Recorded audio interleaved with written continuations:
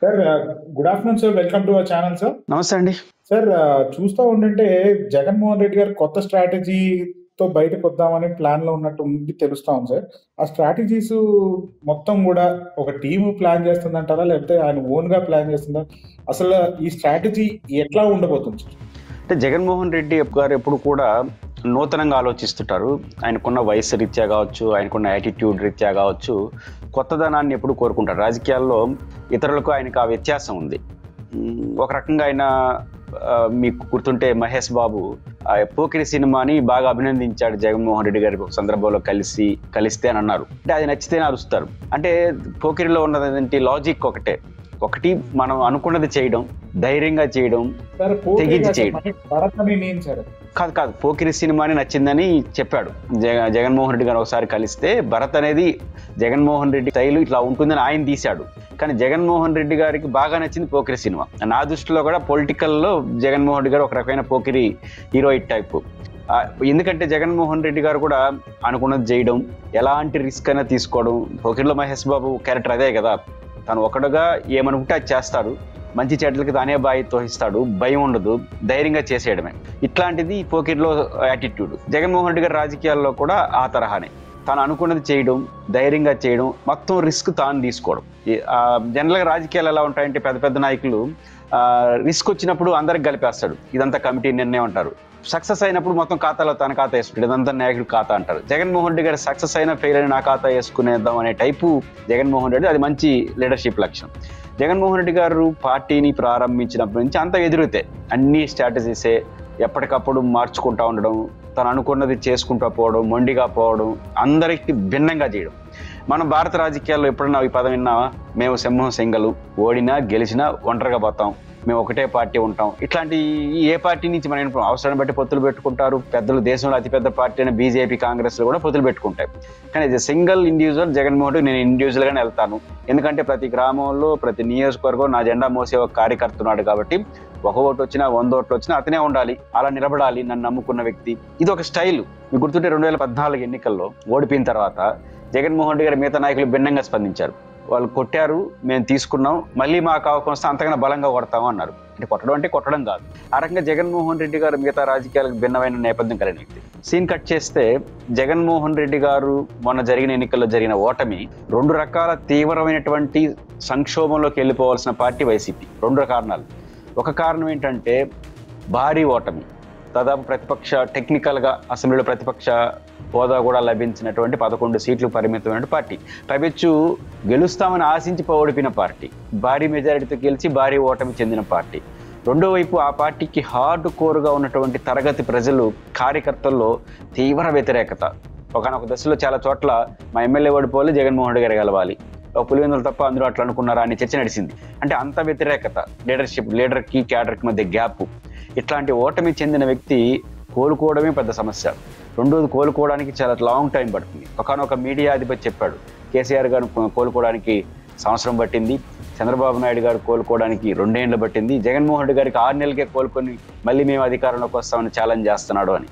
అది చిన్న విషయం కాదు. మామూలుగా ఓడిపోవడం కాదు, ఘోర పరాజయం చెందడం. దాని ఫలితం ఇంట్లో ఉన్న క్యాడరు తీవ్ర అసంతృప్తి, నాయకుడికి మాకు సంబంధం. ఇట్లాంటి పార్టీ కోలుకోవడం ఏంటి? జగన్మోహన్ రెడ్డి గారు కాబట్టి కోలుకున్నారు. నేను ఒకటి విన్నాను వైఎస్ఆర్ కాంగ్రెస్ పార్టీ శ్రేణుల నుంచి, నాయకుల నుంచి. 175 అసెంబ్లీ సెగ్మెంట్లో జగన్మోహన్ రెడ్డి గారు ఏ పిలిపించినా, ఎవరు చేయకపోయినా, అది మంత్రి స్థాయిలో పనిచేసినా కూడా వచ్చి వివరణ ఇవ్వాల్సిందే. అట్లా ఉండదు. ఓడిపోయిన పార్టీలో కింద నాయకులు పై నాయకులు బెదిరిస్తూ ఉంటారు. ఓడిపోయినారు కదా, కొంచెం పట్టు వస్తుంది, పై నాయకత్వం వీక్ అవుతుంది, మేము చేయము, అలక, ఇట్లావన్నీ ఓడిపోయినప్పుడే చేస్తూ ఉంటారు.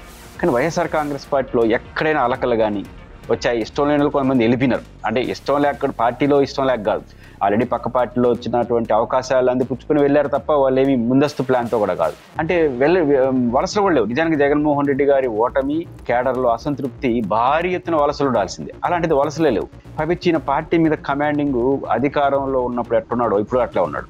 అది జగన్మోహన్ రెడ్డి గారికి మాత్రమే సొంతమా? ఇట్లాంటి క్రెడిబిలిటీ అనేది ఒకటి మనకు అర్థమవుతుంది. ఈ నేపథ్యంలో జగన్మోహన్ రెడ్డి గారు ఆలోచనలు చూస్తూ ఉంటే 1.5 yearగా పూర్తిగా అధికారంలో ఉన్నప్పుడు అనుసరించిన విధానానికి ఉల్టాగా అనుసరిస్తున్నాడు. అంటే జగన్ గారి క్యారెక్టర్ మారదు, బట్ వ్యవహార శైలి మార్చేశాడు. జగన్మోహన్ రెడ్డి గారు ఏదైనా మొండిగా చేసే అలవాటు ఉంది. ఉదాహరణ ప్రజా ఉద్యమాలు చూడండి. అసలు ఓడిపోయిన పార్టీ కోలుకోవడానికి 1 year 2 years పట్టాల్సింది పోయి 1 నెల నుంచి యాక్టివిటీలోకి వెళ్ళిపోయినాడు. మొదటి నెల తర్వాతే ఢిల్లీ పోయి ధర్నా, దాడులకు వ్యతిరేకంగా, ఆ తర్వాత వరుసగా పొదిలిలో ఒక ఆందోళన, పొగాకు రైతులది, మిర్చి రైతులది, మామిడి రైతులది, తర్వాత గుడుల దగ్గర కొన్ని సంఘటనలు, అనుకోని సంఘటనలు జరిగితే తిరుపతి కావచ్చు, చందనోత్సవాల్లో కావచ్చు నేరుగా వెళ్ళడం, విజయవాడ వరదల్లో వచ్చినప్పుడు వెళ్ళడం, తర్వాత నిన్న జరిగిన వరదల్లో పార్టిసిపేట్ చేయడం. ఇప్పుడు మెడికల్ కాలేజీ ఉద్యమం అయితే అదొక కొత్త ఊపు. ఎంత ఊపు! యనమల రామకృష్ణ లాంటి సీనియర్ లీడర్లే మెడికల్ కాలేజ్ ఉద్యమాన్ని మనం తక్కువ అంచనా వేస్తే చాలా పరిస్థితులు తీవ్రంగా ఉంటాయని గుర్తెరిగేంత పరిస్థితి. 1 కోటి మంది సంతకాలు సేకరించడం, ప్రతి నియోజకవర్గంలో ర్యాలీలు చేయడం, ఇవన్నీ చూసినప్పుడు జగన్మోహన్ రెడ్డి గారు ఓడిపోయిన తర్వాత ధైర్యం పార్టీకి ఎట్లా వస్తుందంటే మళ్ళీ కోలుకోవడం కాదు, మళ్ళీ గెలుస్తాం. అందరూ ఏం చేస్తారు? ప్రతిపక్షం ఉన్నప్పుడు ప్రతిపక్షం ఘోరంగా ఓడిపోయింది, నష్టపోయింది, కోలుకుంటా ఉంది అనేది చర్చ వస్తుంది. ఏ పార్టీ అయినా ఓడిపోయిన పార్టీకి వచ్చే చర్చ ఏంటంటే కోలుకుంటా ఉంది మెల్లిగా అంటారు. ఒక తీవ్రమైన సమస్యతో ఐసీయూలో చేరాడు అనుకోండి, వాడి ఫస్ట్ స్టేట్మెంట్ ఏంటి? కోలుకుంటున్నాడు, రికవర్ అవుతున్నాడు, తర్వాత బయటపడ్డాడు అంటారు. కానీ జగన్ గారి స్టైలు కోలుకోవడం కాదు, 2 నెలల నుంచి మళ్ళీ అధికారంకి వచ్చేస్తాం. ఇది ఒక విచిత్రంగా ఉంటుంది. జగన్మోహన్ రెడ్డి గారు కోలుకోవడమైన సబ్జెక్టే లేదు, ఓడిపోవడం, మళ్ళీ సరాసరి మళ్ళీ మేము వచ్చేస్తాం. 5 ఏళ్ళు ఎంతసేపు? ప్రారంభంలో కొంతమంది నమ్మలేదు, కానీ రాను అది పెరుగుతుంది. ఇప్పుడు పార్టీ శ్రేణుల్లో పదవుల కోసం కొట్లాట అంటే మాకు కూడా గుర్తింపు కావాలి పార్టీ నుంచి అని. ఇట్లాంటి వాతావరణం వచ్చిందంటే వైసీపీ తిరిగి గెలుస్తుంది. ఇవన్నీ కొత్త స్టైల్స్. మామూలు పార్టీ మేము కోలుకున్నా, పోరాడతాం, అవకాశం ఉంటే 2029లో అదృష్టాన్ని పరీక్షించుకుంటామని చెప్పాల్సిన పార్టీ మేము రేపు తర్వాత అధికారం కోసం మీ సంగతి తెలుస్తూ ఉంటారు. వస్తారా రారా అని పక్కన పెడితే ఆ నమ్మకాన్ని జగన్ కలిగించి, ఆ ధైర్యం చాలా పెద్దది.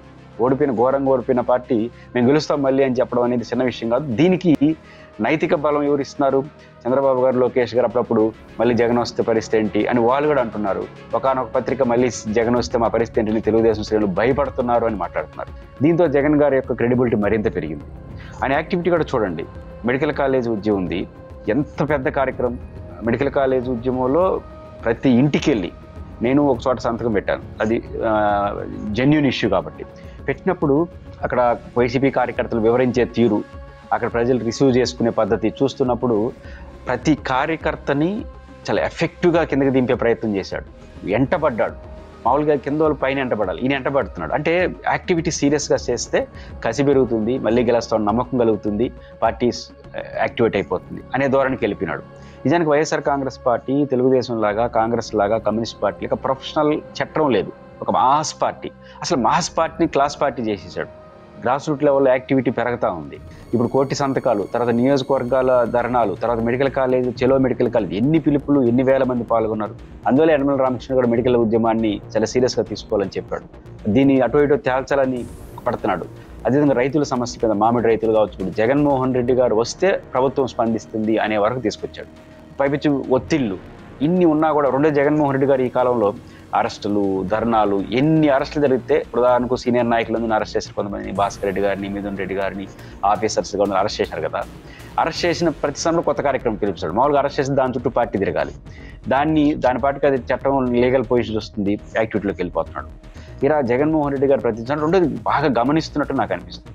అంటే జరుగుతున్న పరిణామాలని గ్రాస్ రూట్ లెవెల్లోకి వెళ్ళడం, హోల్సేల్ ఆయనే సొంత నిర్ణయాలు తీసుకుంటారు. నాకు అనిపించింది ఏంటంటే ఈ కాలంలో నేను కూడా 1-2 సార్లు జగన్మోహన్ రెడ్డి గారిని కలిసినప్పుడు నాకు ఆయనతో మాట్లాడినప్పుడు నాకు వచ్చిన ఎక్స్పీరియన్స్ ఏంటంటే, జగన్మోహన్ రెడ్డి గారు ఈ అడ్వైజర్లు మీన్స్ అంటే ప్రభుత్వంలో ఉన్న అడ్వైజర్లు కాదు, ఈ ప్రశాంత్ కిషోర్ లాంటి అడ్వైజర్లని, అదేవిధంగా స్ట్రాటజీస్ టీముల్ని, ఈ సర్వే టీముల్ని నమ్ముకోకుండా వాటిని పూర్తిగా పక్కన పెట్టేసి జగనే రంగంలో దిగితే అన్నిట్లో చాలా అద్భుతాలు చేయొచ్చు అనిపించింది నాకు.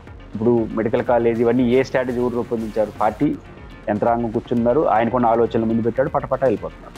కాబట్టి జగన్మోహన్ రెడ్డి గారు ఈ ప్రశాంత్ కిషోర్ లాంటి టీముల్ని, ఇట్లాంటి టీముల్ని, లేకపోతే సర్వే టీముల్ని పూర్తిగా పక్కన పెట్టి తనే రంగంలోకి దిగితే ఫలితాలు ఎట్లా ఉంటాయి?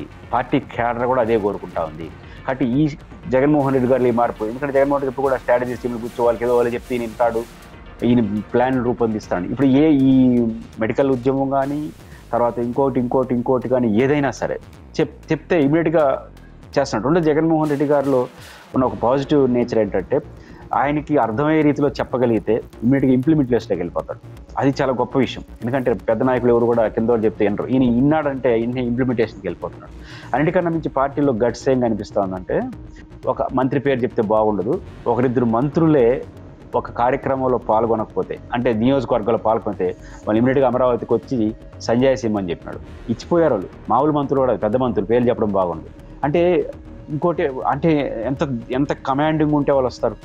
రెండు, నిర్మోహమాటంగా జగన్మోహన్ రెడ్డి గారు ఇస్తున్నారు. ఓడిపోయినాం, నిరాశలో ఉన్నామంటే కుదరదు, పోరాడాల్సిందే. ఎవరికన్నా ఓపిక లేకపోతే ముందే చెప్పేస్తే నేను ఏరే ఆల్టర్నేటివ్ చూసుకుంటాను. ఈ గట్స్ బహుశా ఏ పార్టీ లీడర్కి ఉండదు. అంటే ఆ రకంగా ఉన్నారు. తనే అధ్యయనం చేస్తున్నాడు, తనే నిర్ణయాలు తీసుకుంటున్నాడు. వైసీపీ శ్రేణులు కూడా ఇదే జగన్ కొనసాగాలి, ఇదే జగన్ గెలిచిన తర్వాత కూడా ఉండాలి అని కోరుకుంటున్నారు. ఎందుకంటే మధ్యలో ఎవరు రాకూడదు. కాబట్టి ఆ మార్పు అయితే జగన్ గారిలో స్పష్టమైంది. ఆ మార్పే ఓడిపోయి కోలుకోవాల్సిన పార్టీ ఓడిపోయిన వెంటనే గెలుస్తామనే విశ్వాసాన్ని అయితే కలిగించింది. అంటే జనవరి నుంచి ఫిబ్రవరి నుంచి ఏమైనా పాదయాత్ర లాంటిది లేకపోతే జనాల్లోకి వెళ్ళేది ఏమైనా ఉందంటారా సార్? జగన్మోహన్ రెడ్డి ఆల్రెడీ జనంలో ఉన్నాడు. నేను అనుకుంటుంది మీరు అనుకున్న పాదయాత్ర అనేది ఎన్నికలు జరిగే తీరు బట్టి. కొంతమంది ఏమొస్తారు, బీహార్ ఎన్నికలు జరిగిన ఫలితాలు లేకపోతే బీజేపీ మినీ జమిలీకి పోతుందని, 27లోనే ఎప్పుడు వస్తుందని, 28లో వస్తుందని. కాబట్టి జమిలీనా సార్వత్రిక ఎన్నికలకు ముందు ఆయన యాక్టివిటీలోకి వెళ్తాడని నేను అనుకుంటాను. ఎన్నికలకు ముందు పాదయాత్రకి వెళ్తాడు. అంతవరకు ప్రజా సమస్యలపైన నిరంతరం పోరాటం, వీలైనంత ఎక్కువ మంది పార్టీ శ్రేణులను కలవడం, వాళ్ళ అభిప్రాయాలు తీసుకోవడం, పార్టీని గ్రామ స్థాయి నుంచి అంటే డివిజన్ స్థాయి నుంచి, ఇప్పుడు పట్టణాల్లో డివిజన్ అంటారు, ఆ డివిజన్లో మస్ట్ అండ్ షుడ్ 6 కమిటీలు ఉండాలి. నియోజకవర్గంలో 12 కంపెనీలు ఉండాలి. అదేవిధంగా నియోజకవర్గానికి 8,000 మంది వివిధ కమిటీలో భాగస్వాములు ఉండాలి. వాళ్ళ పేర్లు పైకి రావాలి. ఆర్గనైజేషన్ స్ట్రెంత్ అని ఒకవైపు సీరియస్గా చూడండి. ఇప్పుడు వైసీపీ నుంచి రోజు ఒక ప్రకటన వస్తుంది, ఆయన అధికార ప్రతినిధి అని, ఆయన కమిటీలోని, వైసీపీలో ఉన్న కమిటీలు వైసీపీలో అవి కూడా చాలట్లు మళ్ళీ కొత్త కమిటీ నియమిస్తారు. అంటే సిఎస్సి మెంబర్లు, ఎస్సీసీ మెంబర్లు కొత్తగా వచ్చింది వైసీపీలో. నేను కూడా చూశాను, 150-200 మంది పెట్టారు. అంటే ఎందుకు వచ్చింది ఆ 2 పదాలంటే అకామిడేట్ చేయడం కోసం. అంటే ఓడిపోయిన పార్టీకి అకామిడేషన్ మనుషులు ఉండదు, వీళ్ళ అకామిడేషన్ ఎక్కువైపోయి కొత్త కమిటీలు సృష్టిస్తున్నారు. అంటే అంతగా ఆశిస్తున్నారు పనిచేసే వాళ్ళని అర్థం. కాబట్టి ఆర్గనైజేషన్ని స్ట్రెంథెన్ చేసుకోవడం, ప్రతి ఒక్కరిని గుర్తించడం, వీలైనంత ఎక్కువ మందిని కలవడం, తోసుకొచ్చినటువంటి ప్రతి సమస్య పైన స్పందించడం, అల్టిమేట్గా ఎలక్షన్కు ముందు పాదయాత్రతో ఎన్నికల లక్ష్యం కోసం పనిచేసే పద్ధతిలో ఆయన డిజైన్ మనకు చాలా స్పష్టంగా కనిపిస్తుంది. ఆ వైపుగానే ఆయన అడుగులు వేస్తున్నట్టుగా మనం అర్థం చేసుకోవచ్చు. సార్, ఇక అదే కంటిన్యూషన్కి వెళ్తే ఈ 2.0 అన్నప్పటి నుంచి కార్యకర్తలకి ఎట్లాంటి బలం వచ్చింది, ఎట్లాంటి ఇది వచ్చిందంటారు సార్, ఊపు వచ్చిందంటారు సార్? 2.0 ఒక అంశం. రెండోది, మళ్ళీ మనం అధికారంలోకి వస్తే అనే పదం వాడట్లా. వస్తేకి వస్తాముకి చాలా తేడా ఉంది. వస్తే అంటే అవకాశం ఉంటాయి, వస్తామంటే కాన్ఫిడెన్స్. కాబట్టి ఆ వస్తాం అనే బలంగా నమ్ముతున్నాడు, అనుగుణంగా పార్టీని నడుపుతున్నాడు. దానికి తోడు అధికార పార్టీ వాళ్ళు మాట్లాడే మాటలు తోడవుతున్నాయి. మళ్ళీ వస్తాడనే విశ్వాసం పెరిగింది. ఈ 2.0లో ప్రధానంగా చేసేది ఏదో వైసీపీ అధికారం కోసం ఏదో తెలుగుదేశం పార్టీ వాళ్ళను కొంతమంది అధికారులపైన అటాకింగ్ క్యాడర్ చూడట్లేదు. క్యాడర్ చూస్తా అనేది 2.0 అంటే క్యాడర్ని పట్టించుకోబోతున్నాడు. జగన్ చెప్పాడు కదా, నేను 5 ఏళ్ళు సరిగ్గా చేయలేకపోయినాను క్యాడర్కి, ఈసారి మాత్రం క్యాడర్ని ఎలా చూస్తానో మీరే చూస్తారు అని చెప్తాను. దాని ఉన్న సభ్యత్వాలు, కమిటీలు అన్ని రికగ్నైజ్ చేయడం, వీళ్ళనంత ఎక్కువ మందిని కలవడం అవన్నీ చేస్తున్నాను. 2.0లో క్యాడర్ గుర్తించింది మమ్మల్ని పట్టించుకుంటాడు జగన్ అనేది. ఎవరో కొడతారు, పేర్లు రాసుకోండి, డిజిటల్ బుక్, అవన్నీ ఒక పొలిటికల్ స్టేట్మెంట్. కానీ ఈ డిజిటల్ బుక్ కావచ్చు, ఈ 2.0 కావచ్చు, క్యాడర్ చూసేది ఏంటంటే మళ్ళీ మమ్మల్ని జగన్ గారు డైరెక్ట్ యాక్సెస్లోకి వస్తున్నాడు, మధ్యలో ఇంకొకరు చెప్పుకోవాల్సిన అవసరం లేనటువంటి మంచి రోజులు వస్తున్నాయనే దానిపైన ఎక్కువ ఇంట్రెస్ట్ ఉంది. కాబట్టి 2.0లో క్యాడర్ అది చూస్తున్నారు. ఇక ఫైనల్గా ఈ మార్పులన్నింటిలో వచ్చిన తర్వాత క్యాడర్ హ్యాపీగా ఫీల్ అయ్యి మళ్ళీ ఏదైతే క్యాడర్ నిరుత్సాహపడిందో అదంతా కూడా యాక్టివ్ అయ్యే అవకాశం ఎంతవరకు అనిపిస్తూ ఉంది? ఖచ్చితంగా ఈరోజు ఒక ఆశాజనకమైన వాతావరణాన్ని జగన్ గారు సృష్టించారు. అయితే ఒక చిన్న నిరాశ కాదు కానీ చిన్న అనుమానం ఇప్పటికీ ఉంది. ఆ అనుమానం ఏంటంటే, జగన్మోహన్ రెడ్డి గారు ఇప్పుడు ఎట్లయితే ఈ స్ట్రాటజీస్ టీములు, ఈ సర్వే టీములు, ఈ ప్రశాంత్ కిషోర్ లాంటి టీములు ఇప్పుడు పెట్టుకోవట్లేదు. పూర్తిగా తనే డైరెక్ట్గా ఇన్వాల్వ్ అవుతున్నట్టుగా క్యాడర్ అనుకుంటుంది. లోపల ఏం జరుగుతుందో మనకు తెలియదు. ఇదే జగన్ రేపు పవర్లోకి వచ్చినప్పుడు కూడా ఉంటాడా, లేకపోతే పవర్లోకి వచ్చిన తర్వాత మళ్ళీ విజయ్ అనే పేరుతో మళ్ళీ పట్టుకుంటాడా? కాబట్టి మధ్యవర్తులు లేని జగన్ కావాలని క్యాడర్ కోరుకుంటారు. పూజారులు లేని నాయకుడుగా జగన్ కావాలని వాళ్ళు కోరుకుంటున్నారు. ఇది జగన్ గారు గమనించాడు. బట్ ఇప్పుడు ఉన్నాడు, రేపు మళ్ళీ పవర్లోకి వస్తే కూడా ఇట్లే ఉండడా అనే చిన్న అనుమానం ఉంది. ఆ అనుమానం వాళ్ళకి అపనమ్మకం లేదు, నమ్మకం ఉంది, అనుమానం ఉంది. ఆయన దాన్ని నిరూపించుకోవాల్సిన అవసరం ఉంది. బట్ ఆ అనుమానం వాళ్ళు పనిచేయడానికి ఆటంకాలు లేవు. నమ్ముతున్నారు, ఒక చిన్న శషబిష ఉంది. అది కూడా పరిష్కారం అయితే బహుశా తిరుగులేని పరిస్థితిలో వైఎస్ఆర్ కాంగ్రెస్ పార్టీ ఉంటుంది.